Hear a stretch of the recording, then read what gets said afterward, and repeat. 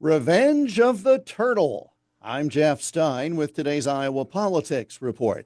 We mentioned this as a possibility here before, but unfortunately for the Trump agenda, it may be coming true. Former Senate GOP leader Mitch McConnell will be a knife in the side of President Trump as payback for past insults and slights. We saw it on full display Friday night as McConnell voted against Trump's nominee to become Secretary of Defense, Pete Hegseth. The GOP can only give up 3 votes, or else a measure they support will fail in the Senate, and that was the margin Friday, with Senators Collins and Murkowski both voting against Hegseth as well. That meant a 50-50 tie, and Vice President Vance cast the tie-breaking vote in favor of the nomination. Now, all of that was expected. But after the vote was over, an odd thing happened on the Senate floor. McConnell walked over to a group of Democrats and shook their hands, literally turning his back on fellow Republicans as if to congratulate the Democrats for their joint effort to stymie Trump.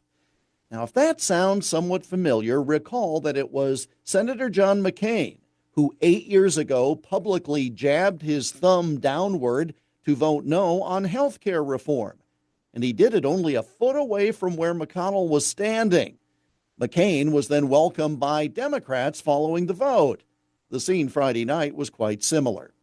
If McConnell's vote would have made the ultimate difference, perhaps current leadership could have swayed him to support Hegseth.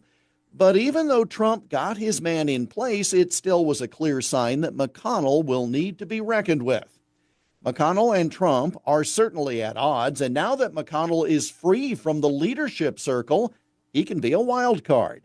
So far, he has voted for the other Trump nominees, but when names like Patel, Kennedy, and Gabbard are up for votes, what then? McConnell is obviously keeping a lower profile these days as the former leader. But when the turtle does poke his head out of his shell, watch out.